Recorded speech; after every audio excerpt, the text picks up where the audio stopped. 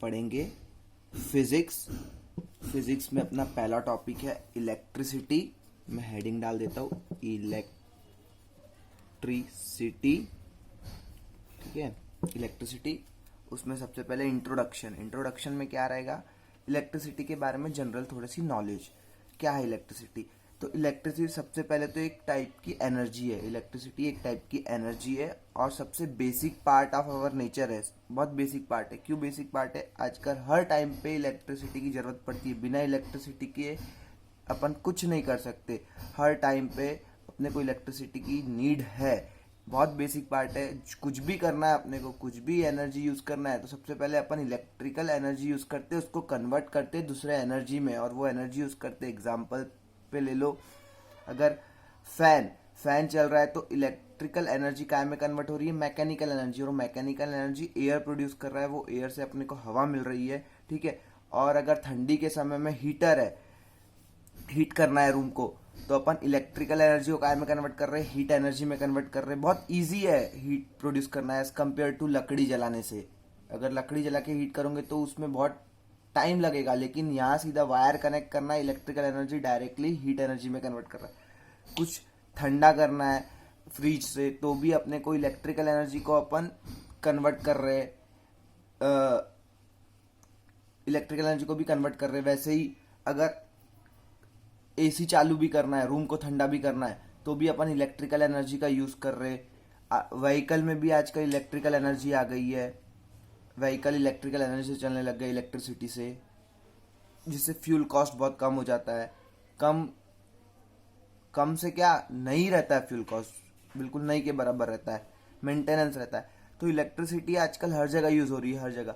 अपन घर पे भी अगर 10 मिनट की लाइट गई तो नहीं रह सकते। इसलिए इलेक्ट्रिसिटी बहुत बेसिक पार्ट है अपन नेचर का, और बहुत ज़्यादा यूज होने वाली एनर्जी, सबसे ज़्यादा यूज होने वाली एनर्जी है पूरे वर्ल्ड में, क्योंकि यही एनर्जी सबसे पहले यूज करते हैं और उसको कन्वर्ट करते हैं। अपने को कोई भी एनर्जी की जरूरत है, लेकिन अपन सबसे पहले इलेक्ट्रिकल एनर्जी को कन्वर्ट करते हैं, जो अपन को एनर्जी की जरूरत है। ठीक है, तो ये अपने बेसिक पार्ट है अपने नेचर का, और बहुत ज़्यादा उसमें मात्रा में widely use form of energy है, बहुत ज़्यादा। और ये इलेक्ट्रिसिटी एक टाइप की एनर्जी है, ये ध्यान में रखना है। तो ठीक है, इंट्रोडक्शन में इतना। अब इसके बाद जो है नेक्स्ट टॉपिक है अपना चार्ज। चार्ज के बारे में देखेंगे। चार्ज देखो, पूरी दुनिया में हर चीज कैसे बनी है? मैटर से बनी है। मैटर मतलब एक तरीके से मटेरियल से बनी। और तुमने 9th क्लास में केमिस्ट्री में पढ़े, टॉपिक था atoms and molecules, structure of an atom. उसमें तुमने देखे होंगे मैटर के अंदर क्या रहता है। तो मैटर कैसे बना है? मैटर बना है एटम से। मैटर बना है एटम से। और एटम में क्या रहता है? एटम में रहता है न्यूक्लियस, और वो न्यूक्लियस के अराउंड क्या घूमते? इलेक्ट्रॉन घूमते, ऑर्बिट करते। न्यूक्लियस के अराउंड इलेक्ट्रॉन ऑर्बिट करते हैं। और न्यूक्लियस में क्या रहता है? प्रोटॉन एंड न्यूट्रॉन रहता है। तो कोई भी मैटर में एटम्स रहते, और एटम्स में न्यूक्लियस रहता है, न्यूक्लियस में न्यूट्रॉन एंड प्रोटॉन रहते हैं, और वो न्यूक्लियस को ऑर्बिट करता है इलेक्ट्रॉन। न्यूक्लियस को ऑर्बिट करता है इलेक्ट्रॉन। तो जो भी मैटर है उसमें क्या क्या कंसिस्ट होगा? Proton, electron, neutron. हर मैटर में इलेक्ट्रॉन, प्रोटॉन और न्यूट्रॉन रहेंगे। ये बेसिक पार्टिकल तो रहेंगे ही रहेंगे। ठीक है, तो सबसे पहला पॉइंट चार्ज का, each matter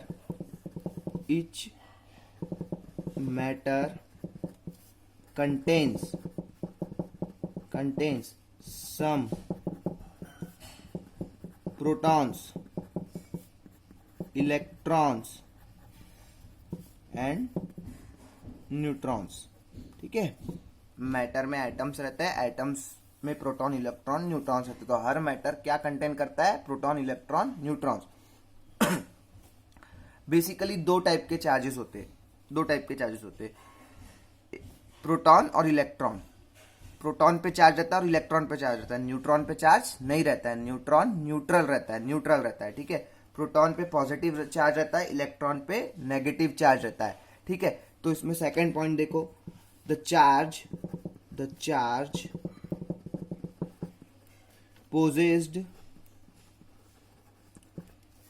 possessed by proton proton is called positive charge, is called positive charge, और उसका वैल्यू है कितना रहता है, तो प्लस 1.6 इंटू 10⁻⁻19 कूलम। ठीक है, वैसे ही next point, the charge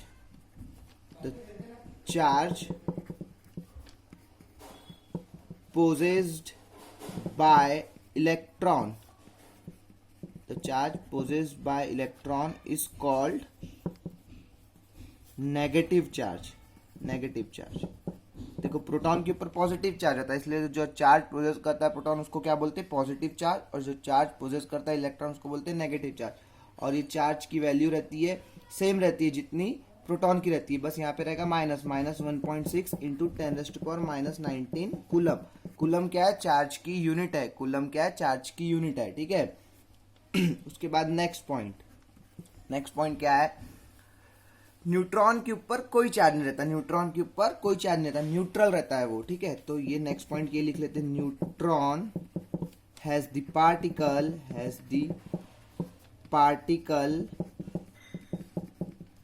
that has no charge, ठीक है, ये हो गया। अब इसके बाद और एक और पॉइंट है,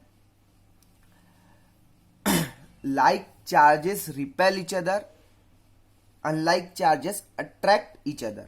देखो like charges मतलब सेम टाइप के चार्जेस, तो प्रोटॉन के ऊपर पॉजिटिव चार्ज, इलेक्ट्रॉन के ऊपर नेगेटिव चार्ज, तो पॉजिटिव रिपेल करेंगे एक दूसरे को, और पॉजिटिव नेगेटिव क्या करेंगे, अट्रैक्ट करेंगे, नेगेटिव भी क्या करेंगे, रिपेल करेंगे, क्योंकि दोनों लाइक चार्जेस, सेम चार्जेस है, नेगेटिव पॉजिटिव रिपेल करेंगे, और अनलाइक चार्जेस मतलब पॉजिटिव नेगेटिव क्या करेंगे, एक दूसरे को अट्रैक्ट करेंगे। जैसे कि अपन मैग्नेट में भी देखते हैं कि नॉर्थ और साउथ पोल अट्रैक्ट करता है, पर नॉर्थ पोल और नॉर्थ पोल एक दूसरे को रिपेल करते हैं। तो like charge repel each other while unlike charge attract each other. तो ये नेक्स्ट पॉइंट भी लिख देता हूं मैं, like charges repel each other while unlike charges attract each other। Clear है? ठीक है, like charges repel each other while unlike charges attract। हाँ, तो ये पॉइंट भी हो गया, like charges repel each other while unlike charges attract each other। Next point देखते। हाँ, जो इलेक्ट्रिकल चार्जेस है वो कैसे बने, electrical charges made up of positive charges and negative charges. Electrical charges बने दो चार्जेस से, पॉजिटिव चार्ज और नेगेटिव चार्ज। पॉजिटिव चार्ज है प्रोटॉन, नेगेटिव चार्ज है इलेक्ट्रॉन। तो ये पॉइंट भी लिख देता हूं, electric charges are made up of positive charges protons and negative charges electrons। Electric charges दो चार्जेस से बने हैं, पॉजिटिव चार्जेस और नेगेटिव चार्जेस से। क्लियर है? एक पॉइंट और लिख लेते, the unit of charge is coulomb,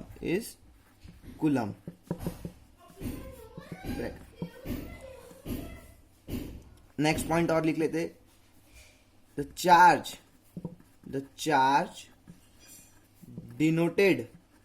denoted by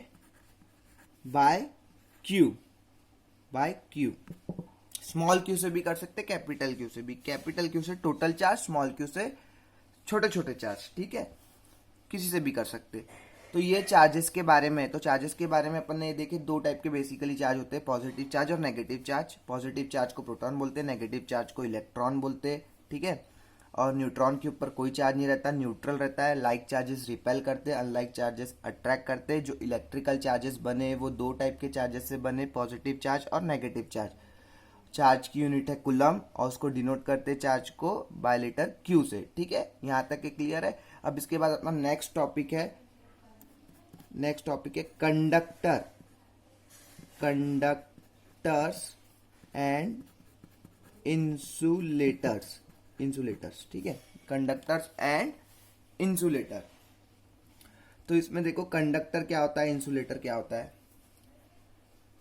conductor मतलब जो कंडक्ट करता है इलेक्ट्रिसिटी, कंडक्टर मतलब जो कंडक्ट करता है इलेक्ट्रिसिटी। इंसुलेटर कंडक्ट नहीं करता इलेक्ट्रिसिटी। इंसुलेटर जैसे कि अगर तुम देखोगे तो घर पे जो वायर लगे हुए उसके बाहर में वो प्लास्टिक कोटिंग लगी रहती है, या फिर पेपर की कोटिंग लगी रहती है, या तो फिर कपड़े की कोटिंग लगी रहती है। जनरली घर पे जो आता है वो उसमें प्लास्टिक की कोटिंग लगी रहती है। जो ज्यादा रेटिंग का रहता है, जो जिसमें ज्यादा करंट फ्लो, उसमें अपन कपड़े की और पेपर की लगाते हैं कोटिंग। लेकिन जो घर पे है उस पे अपना प्लास्टिक कोटिंग लगी रहती है। वो प्लास्टिक कोटिंग क्या है, एक तरीके से इंसुलेशन है, इंसुलेशन, उसी को इंसुलेटर भी बोलते हैं। ठीक है, तो इंसुलेटर में करंट फ्लो नहीं होता। तभी तो अपन अगर करंट फ्लो भी हो रहा है वायर में से और अपन वायर टच करते हैं, अगर उसमें प्लास्टिक कोटिंग है तो अपने को शॉक नहीं लगता। तो इंसुलेटर में से करंट फ्लो नहीं होता, कंडक्टर में से करंट फ्लो होता है, कंडक्टर में से करंट फ्लो होता है। तो कंडक्टर में करंट कैसे फ्लो होता है, तो देखो कंडक्टर क्या होता है, जिसमें फ्री इलेक्ट्रॉन्स रहते हैं, फ्री इलेक्ट्रॉन्स रहते हैं जो मूव हो सकते हैं कहीं पे भी। कंडक्टर में फ्री इलेक्ट्रॉन्स रहते हैं वो कंडक्टर के अंदर। जैसे कि ये कंडक्टर है, ये कंडक्टर है, ठीक है, कोई कंडक्टर है, इसके अंदर इलेक्ट्रॉन्स है, इलेक्ट्रॉन्स अंदर में। तो ये फ्री रहते हैं मूव होने के लिए, कहीं पे भी फ्री रहते, कहीं पे भी मूव हो सकते, फ्री रहते, anywhere to move, move to anywhere, free to move anywhere. Electron free to move anywhere inside the conductor, अंदर, कंडक्टर के अंदर, बाहर नहीं, हवा से थोड़ी ना फ्लो होंगे। ठीक है, तो ये पहला पॉइंट है। Conductors are those material in which electrons are free to move anywhere, कहीं भी मूव सकते हैं कंडक्टर में, anywhere inside the matter, like aluminum, copper, etc. All metals are conductor. देखो, कंडक्टर एक ऐसा मटेरियल है जिसमें इलेक्ट्रॉन फ्रीली मूव हो सकते हैं कहीं पे भी उसके अंदर से। ठीक है, तो यहाँ पे अपन ने दो टाइप के कंडक्टर देखे, एल्यूमिनियम और कॉपर, और भी रहते हैं, तो अपन आगे देखेंगे, उसमें चार्ट आएगा, उसमें इंसुलेटर भी रहेगा, एलॉय भी रहेगा। और पूरे के पूरे मेटल्स जो है, पूरे के पूरे मेटल्स क्या है, एक तरीके से कंडक्टर है। ठीक है, कोई अच्छा कंडक्टर है, कोई ठीक कंडक्टर है। ठीक है, तो पूरे के पूरे मेटल्स कंडक्टर है। ठीक है, तो कंडक्टर में इलेक्ट्रॉन फ्री रहते हैं मूव होने के लिए कहीं पे भी। अब इसके बाद जो है नेक्स्ट इंसुलेटर के बारे में लिखेंगे। अब इंसुलेटर में क्या होता है, अगर कंडक्टर में फ्री रहते हैं इलेक्ट्रॉन्स मूव होने के लिए कहीं पे भी, तो इंसुलेटर में भी ऐसा होगा क्या, नहीं होगा, क्योंकि इंसुलेटर अपोजिट है कंडक्टर का। वहां पे फ्री इलेक्ट्रॉन्स नहीं रहते मूव होने के लिए, फ्री इलेक्ट्रॉन्स नहीं रहते मूव होने के लिए, वो अपनी पोजीशन पे फिक्स्ड रहते हैं, मूव नहीं होते वो। ठीक है, तो ये पॉइंट लिख लो। Insulators are those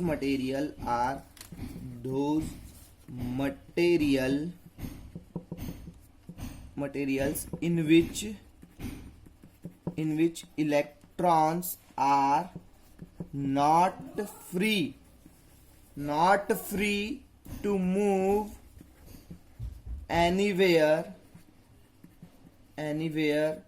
like plastic, wood, etc. ठीक है, तो इंसुलेटर में फ्री इलेक्ट्रॉन्स नहीं रहते मूव होने के लिए कहीं पे भी। इंसुलेटर एक ऐसा मटेरियल है जिसमें इलेक्ट्रॉन्स फ्री नहीं रहते मूव होने के लिए कहीं पे भी। तो इंसुलेटर हो गया प्लास्टिक और वुड, ये दो टाइप के और भी रहते हैं, तो यहाँ पे जनरली ये भी लिख दिया एग्जाम्पल के तौर पे, प्लास्टिक एंड वुड और एक्सेट्रा। क्लियर है यहाँ तक के इंसुलेटर क्या होता है, कंडक्टर क्या होता है। हाँ, तो इसके बाद नेक्स्ट टॉपिक है अपना इलेक्ट्रिक करंट। इलेक्ट्रिक करंट, अब इलेक्ट्रिक करंट में क्या होता है, देखो इलेक्ट्रिक करंट होता क्या है। तो इलेक्ट्रिक करंट की डेफिनेशन है the rate of flow of charges, the rate of flow of charges is called as an electric current. तो पहले मैं डेफिनेशन लिख देता हूं, the rate of flow of charges is called as an electric current. Electric current is called as an electric current. Clear है। देखो इसका मतलब है चार्जेस फ्लो होना चाहिए। इलेक्ट्रिक करंट की डेफिनेशन कैसे रहेगी, चार्जेस फ्लो होना चाहिए टाइम के हिसाब से। 1 सेकंड में कितने चार्जेस फ्लो रहे, 2 सेकंड में कितने चार्जेस फ्लो रहे, 3 सेकंड में कितने चार्जेस फ्लो रहे, तो उसको क्या बोलते हैं, electric current. Rate of flow of charges, rate मतलब एक तरीके से टाइम के हिसाब से चार्जेस कितने फ्लो हो रहे। फ्लो ऑफ चार्जेस, फ्लो होना मतलब बहना होना, चार्जेस फ्लो होंगे तभी करंट फ्लो होगा। चार्जेस अपनी जगह पे रहेंगे, मैं बोलूंगा रेट ऑफ चार्जेस नहीं, रेट ऑफ चार्जेस बोले तो डेफिनेशन गलत हो जाएगी। रेट ऑफ चार्जेस मतलब सिर्फ charges, rate of flow of charges मतलब चार्जेस का बहना, फ्लो होना। तो चार्जेस का फ्लो होना जरूरी, तभी तो करंट फ्लो होगा। चार्जेस फ्लो होंगे तभी करंट फ्लो होगा। तो इलेक्ट्रिक करंट की डेफिनेशन क्या होगी, the rate of flow of charges, rate of flow of charges is called as an electric current. मतलब 1 सेकंड में कितना चार्ज फ्लो हो रहा है, 2 सेकंड में कितना चार्ज फ्लो हो रहा है, 3 सेकंड में कितना चार्ज फ्लो हो रहा है, उसको क्या बोलेंगे अपन, वहां से क्या निकालेंगे अपन, इलेक्ट्रिक करंट निकालेंगे। वहां से अपन क्या निकालेंगे, इलेक्ट्रिक करंट निकालेंगे। ठीक है, तो देखो मैं तुमको एक चीज समझाता हूं पहले। सपोज ये है कंडक्टर, कंडक्टर है कैसा शेप दिख रहा है इसका, सिलेंड्रिकल शेप दिख रहा है, सिलेंड्रिकल शेप। ठीक है, सिलेंड्रिकल शेप। अब यहां से करंट फ्लो होगा इतनी एरिया में से, यहां से भी फ्लो होगा। ठीक है, यहां से करंट फ्लो होगा। ठीक है, इतने में से करंट फ्लो होगा। ठीक है, कैसे फ्लो होगा, जब चार्ज फ्लो होंगे, चार्ज फ्लो होंगे। तो क्योंकि ये क्या है, एक तरीके से मैटर है। अब मैटर के पास क्या रहता है, एटम, एटम में क्या रहते हैं, न्यूट्रॉन्स, प्रोटॉन, इलेक्ट्रॉन्स। तो इलेक्ट्रॉन प्रोटॉन्स के पास क्या है, चार्जेस। अगर वो फ्लो होंगे तो क्या होगा, इलेक्ट्रिक करंट फ्लो होगा। इलेक्ट्रॉन्स और प्रोटॉन्स अगर फ्लो होंगे तो इलेक्ट्रिक करंट फ्लो होगा। तो इलेक्ट्रॉन और प्रोटॉन्स कैसे फ्लो होंगे वो अपन बाद में देखेंगे, लेकिन जब वो फ्लो होते तो इलेक्ट्रिक करंट फ्लो होता है। तो देखो सपोज यहाँ पे क्यू चार्जेस रखे हुए, क्यू चार्जेस। अब ये चार्ज फ्लो हो रहे कितने टाइम में, टी टाइम में। क्यू चार्जेस फ्लो हो रहे टी टाइम में, क्यू चार्जेस फ्लो हो रहे टी टाइम में। तो इलेक्ट्रिक करंट क्या हो जाएगा, इलेक्ट्रिक करंट हो जाएगा Q by T, rate of flow of charges per unit time. Rate of flow of charges per unit time भी बोले चलता है, नहीं बोले तो भी चलता है, rate of flow of charges. अब देखो ये जो है, ये सिलेंड्रिकल शेप का दिख रहा है तुमको। क्रॉस सेक्शन मतलब क्या होता है, cross section area. Cross section area बता देता हूं मैं। यहां से काटा मैंने इसको, कैंची से काट दिया, कैंची से काट दिया। अब ये कैसा दिखेगा, सिलेंडर नहीं दिखेगा, एक तरीके से सर्कल सामान दिखेगा, सर्कल सामान, ये सर्कल सामान दिखेगा। अब इतनी एरिया में से ही करंट फ्लो होगा, इतनी एरिया में से। तो काटने के बाद कोई वायर, कोई सिलेंड्रिकल शेप, किसी भी चीज को काटने के बाद जो एरिया दिखती है उसको कौन सी एरिया बोलते हैं, जो काटने के बाद जो एरिया दिखती है उसको कौन सी एरिया बोलते हैं, cross section area. Cross section area, तो ये क्या होगी, cross section area. Cross section area, cross section area से ही करंट फ्लो होता है। इतने में से ही करंट फ्लो हो रहा है ना, यहां से भी हो रहा है, लेकिन मोटा इतने गोल में से ही फ्लो हो रहा है, हवे में से फ्लो नहीं हो रहा है ना, हवे में से फ्लो नहीं हो रहा है, इतनी ही जगह से फ्लो हो रहा है, इतनी ही जगह से फ्लो हो रहा है, इतनी एरिया से फ्लो हो रहा है। वो तो एक ही करंट है जो आगे जा रहा है, लेकिन इतनी ही एरिया से फ्लो हो रहा है ना, तो उसको काटने के बाद जो एरिया निकलती है उसको कौन सी एरिया बोलते हैं, cross section area.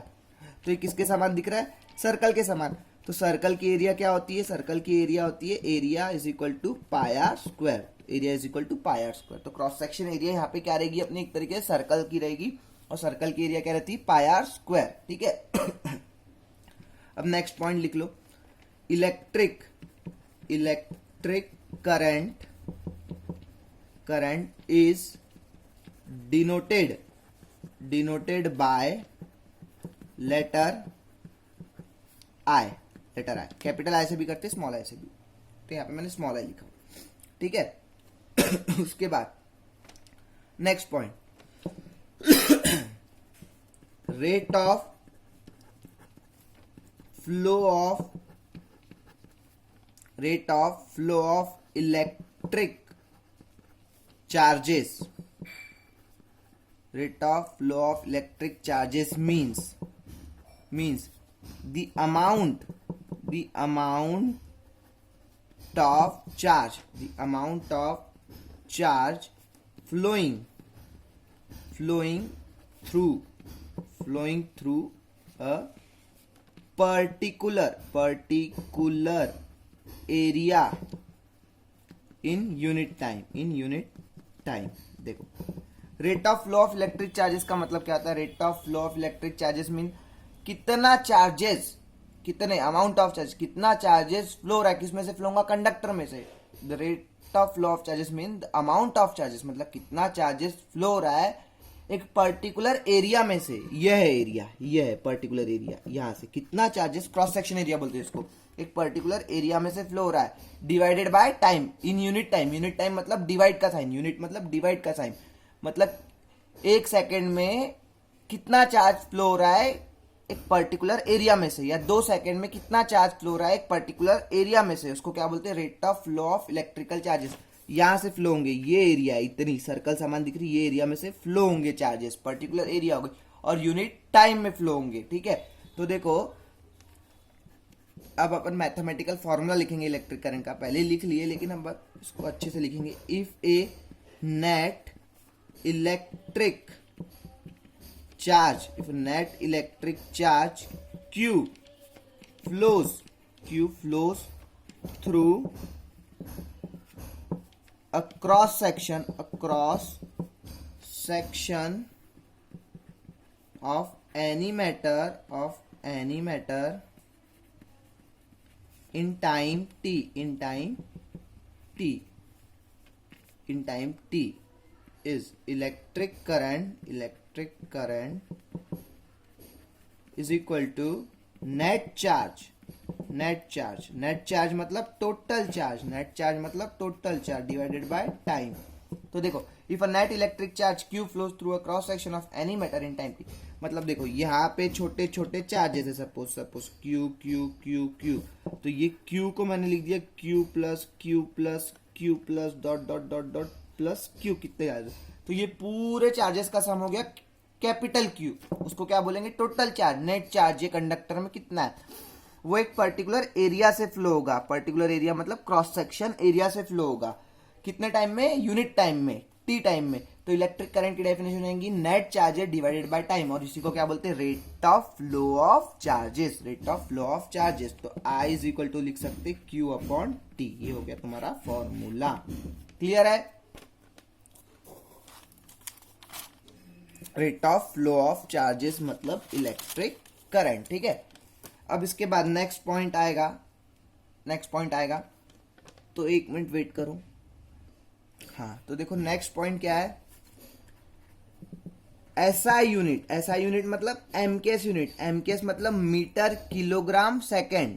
SI unit of electric current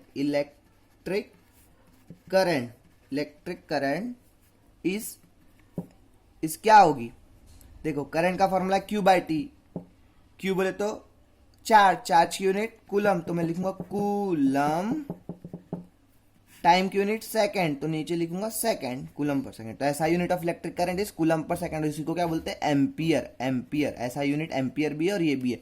ampere क्यों? तो एम्पियर नाम के साइंटिस्ट ने इलेक्ट्रिक करंट के बारे में बताया था, तो उसने अपने नाम पे उसकी यूनिट दे दी। और वैसे ही चार्ज की यूनिट कूलम है, तो कूलम, चार्ज के बारे में कूलम करके साइंटिस्ट ने बताया था, उसने इसलिए अपने नाम पे यूनिट दे दी। तो ऐसा यूनिट इलेक्ट्रिक करंट की क्या? कूलम पर सेकंड, उसी को एम्पियर बोलते हैं। लेकिन अपन हर जगह एम्पियर ही लिखेंगे। अगर कोई न्यूमेरिकल सॉल्व कर रहे हैं और अपन फाइंड कर रहे हैं इलेक्ट्रिक करंट, तो वहां पे अपन अगर फाइंड करें और यूनिट क्या लिखेंगे? तो एम्पियर लिखेंगे। कूलम पर सेकंड भी लिखेंगे तो गलत नहीं होगी, पर एम्पियर इसलिए लिखेंगे क्योंकि सब जगह एम्पियर लिखा रहता है और एम्पियर में ही शो करते हैं अपन, ठीक है। उसके बाद next point, 1 ampere ampere is equal to 1 coulomb by 1 second. 1 ampere is equal to 1 coulomb by 1 second. अब इसको अगर अपन ने 1 पास्कल को डिफाइन किए थे वैसे इसको करना है, तो देखो इसको डिफाइन करने के लिए मैं लिख देता हूं flow of 1 coulomb of charge, 1 coulomb of charge in 1 second, in 1 second. Flow of 1 coulomb of charge in 1 second is called 1 ampere, is called 1 ampere. बहुत इजी डेफिनेशन है, ठीक है। इसके बाद नेक्स्ट पॉइंट अब देखो इलेक्ट्रिक करंट का direction क्या होता है, इलेक्ट्रिक करंट का डायरेक्शन क्या होता है। तो इलेक्ट्रिक करंट का डायरेक्शन भी देखना है अपने को। तो जो पॉजिटिव चार्जेस का डायरेक्शन रहता है, पॉजिटिव चार्जेस मतलब प्रोटॉन, जो पॉजिटिव चार्जेस का डायरेक्शन रहता है वही इलेक्ट्रिक करंट का डायरेक्शन रहता है। जो पॉजिटिव चार्जेस का डायरेक्शन रहता है वही इलेक्ट्रिक करंट का डायरेक्शन रहता है, ठीक है। तो यहां लिख देता हूं if positive charge flows direction of, if positive charges flows direction of electric current, direction of electric current is same as direction of flow of charge, देखो क्या लिखा है यहाँ पे, इफ पॉजिटिव चार्जेस फ्लोज, अगर पॉजिटिव चार्ज फ्लो होगा तो direction of electric current कैसा रहेगा, सेम रहेगा direction of flow of charge, ठीक है। जो पॉजिटिव चार्ज का डायरेक्शन है वही इलेक्ट्रिक करंट का डायरेक्शन रहेगा, ठीक है। अब वैसे ही अगर पॉजिटिव चार्ज का जो डायरेक्शन है वो इलेक्ट्रिक करंट का डायरेक्शन रहेगा, लेकिन अगर जो नेगेटिव चार्ज का डायरेक्शन है उसके अकॉर्डिंगली इलेक्ट्रिक करंट का डायरेक्शन क्या रहेगा, अपोजिट रहेगा। अगर नेगेटिव चार्ज का डायरेक्शन राइट में तो इलेक्ट्रिक करंट का डायरेक्शन लेफ्ट में रहेगा, ठीक है। क्यों? क्योंकि देखो पॉजिटिव चार्ज के डायरेक्शन में है इलेक्ट्रिक करंट का डायरेक्शन। अब पॉजिटिव चार्ज अगर राइट साइड जा रहा है तो नेगेटिव चार्ज राइट साइड जाएगा, गलत है बिल्कुल। नेगेटिव चार्ज लेफ्ट साइड ही जाएगा, अपोजिट रहेगा। पॉजिटिव और नेगेटिव चार्ज का डायरेक्शन अपोजिट रहता है। पॉजिटिव चार्ज अगर राइट साइड जा रहा है तो नेगेटिव चार्ज लेफ्ट साइड जाएगा। तो पॉजिटिव चार्ज राइट साइड जा रहा है तो इलेक्ट्रिक करंट का डायरेक्शन राइट साइड, और लेफ्ट साइड नेगेटिव चार्ज का डायरेक्शन, तो इलेक्ट्रिक करंट और नेगेटिव चार्ज का डायरेक्शन क्या हो गया, अपोजिट हो गया। इलेक्ट्रिक करंट और नेगेटिव चार्ज का डायरेक्शन क्या हो गया, अपोजिट हो गया। तो ये पॉइंट भी लिख देता हूं, if negative charge flows direction of electric current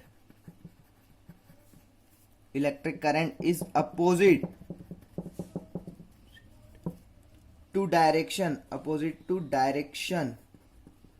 of flow of charge, ठीक है। जो नेगेटिव चार्ज का डायरेक्शन रहेगा उसके अपोजिट में इलेक्ट्रिक करंट का डायरेक्शन रहेगा। तो देखो मैं एक तुमको छोटा सा एरो डायग्राम से समझाता हूं। ये नेगेटिव चार्ज है, इसका डायरेक्शन है राइट साइड में, नेगेटिव चार्ज, ठीक है। बोल सकते इलेक्ट्रॉन्स है। ये किसका डायरेक्शन है, ये ले लेता हूं पॉजिटिव चार्ज का डायरेक्शन लेता हूं। प्रोटॉन डायरेक्शन बोल देता हूं उसको, प्रोटॉन का डायरेक्शन, और ये इलेक्ट्रॉन का डायरेक्शन। तो इलेक्ट्रिक करंट का डायरेक्शन क्या रहेगा, प्रोटॉन के डायरेक्शन में, मतलब इलेक्ट्रिक करंट का डायरेक्शन भी क्या रहेगा, लेफ्ट साइड रहेगा। तो ये रहेगा करंट का डायरेक्शन, करंट डायरेक्शन। देखो इलेक्ट्रॉन जा रहा है राइट साइड, प्रोटॉन जा रहा है लेफ्ट साइड, तो इलेक्ट्रिक करंट भी जाएगा लेफ्ट साइड, इलेक्ट्रॉन के अपोजिट डायरेक्शन में, प्रोटॉन के सेम डायरेक्शन में। क्लियर है? अब देखो एक चीज और समझा देता हूं यहाँ पे सर्किट से, तो तुमको समझ में आ जाएगा। ये बैटरी का साइन है, दो लाइन ऐसे बनाया, एक बड़ी एक छोटी, तो इसको बैटरी बोलते हैं, ठीक है, सेल या बैटरी। और ये जो बनाया मैंने, ये लोड का साइन बनाया। लोड मतलब कोई भी डिवाइस अपन घर पे सर्किट में कनेक्ट करते, कुछ भी कनेक्ट करते, टीवी, फ्रिज, तो उसका सिंबल ऐसा बना दिया, ठीक है। अब देखो करंट निकलता है पॉजिटिव टर्मिनल से निकलता है। क्यों निकलता है तो देखते हैं, पहले बताओ। देखो इसको बोलते हैं, जो बड़ी लाइन रहती है, बड़ी प्लेट रहती है, लंबी रहती है, उसको पॉजिटिव टर्मिनल बोलते हैं, और जो छोटी प्लेट रहती है, छोटी लाइन रहती है, उसको नेगेटिव टर्मिनल बोलते हैं। हमेशा जो बड़ी लाइन रहती है उसको पॉजिटिव टर्मिनल, जो छोटी लाइन रहती है उसको नेगेटिव टर्मिनल। अब देखो ये क्या है, ये जो वायर है, वायर से कनेक्ट किया है। वायर का एक तरीके से कंडक्टर है। कंडक्टर क्या है, मटेरियल है। मटेरियल मतलब मैटर है। मैटर के पास क्या, एटम है। एटम में क्या, इलेक्ट्रॉन और प्रोटॉन्स है। तो ये कंडक्टर है, तो इसके पास क्या रहेंगे, इलेक्ट्रॉन और प्रोटॉन रहेंगे। अब ये कंडक्टर में इलेक्ट्रॉन और प्रोटॉन रहेंगे, तो पॉजिटिव टर्मिनल अपने तरफ किसको खींचेगा, इलेक्ट्रॉन को खींचेगा कि प्रोटॉन को खींचेगा, इलेक्ट्रॉन को खींचेगा। क्यों, क्योंकि इलेक्ट्रॉन के ऊपर नेगेटिव चार्ज है। तो पॉजिटिव प्लेट क्या करेगी, इलेक्ट्रॉन को अट्रैक्ट करेगी। तो इलेक्ट्रॉन का डायरेक्शन ऐसा हो जाएगा, इस साइड, इस साइड, ठीक है। प्रोटॉन का डायरेक्शन इस साइड हो जाएगा, प्रोटॉन का, क्योंकि प्रोटॉन के ऊपर पॉजिटिव चार्ज है, उसको नेगेटिव प्लेट अट्रैक्ट करेगी अपने तरफ, ठीक है। तो इलेक्ट्रॉन का डायरेक्शन नीचे आ रहा है, तो करंट का डायरेक्शन क्या हो जाएगा, ऊपर। करंट का डायरेक्शन क्या हो जाएगा, ऊपर, क्योंकि इलेक्ट्रॉन के अपोजिट डायरेक्शन में, प्रोटॉन के सेम डायरेक्शन में, प्रोटॉन के सेम डायरेक्शन में, प्रोटॉन के सेम डायरेक्शन में। इलेक्ट्रॉन का डायरेक्शन के अपोजिट डायरेक्शन में करंट का डायरेक्शन रहेगा, अपन ने देखे, ठीक है। और इलेक्ट्रॉन का डायरेक्शन ऐसा क्यों रहेगा, क्योंकि इलेक्ट्रॉन के ऊपर नेगेटिव चार्ज है, और इलेक्ट्रॉन के ऊपर अगर नेगेटिव चार्ज है तो उसको पॉजिटिव टर्मिनल अट्रैक्ट करेगा अपने तरफ, और प्रोटॉन को नेगेटिव टर्मिनल अट्रैक्ट करेगा। तो इलेक्ट्रॉन इधर साइड जाएंगे और प्रोटॉन इधर साइड जाएंगे।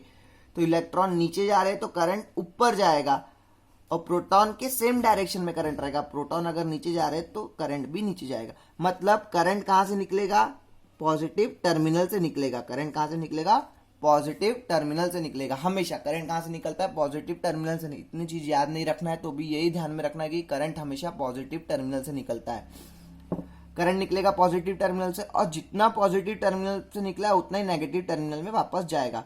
देखो करंट एक तरीके से क्लोज लूप बनाता है, क्लोज लूप बनाता है, और करंट जितना जहां से निकलता है उतना ही वहां पे रिटर्न जाता है, ना कम ना ज्यादा। जितना जहां से निकलता है उतना ही वहां पे रिटर्न जाता है, वो क्लोज लूप बनाता है, ठीक है। तो ये समझ में आ गया। अपना लास्ट पॉइंट देखते, इलेक्ट्रिक करंट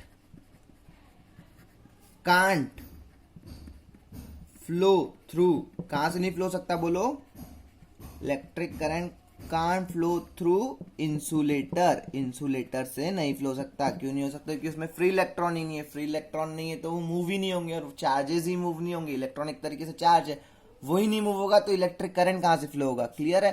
तो electric current can't flow through insulator because, लिख देते इसको भी, because in insulator, in insulator proton and electrons are fixed at their position, clear है, ठीक है।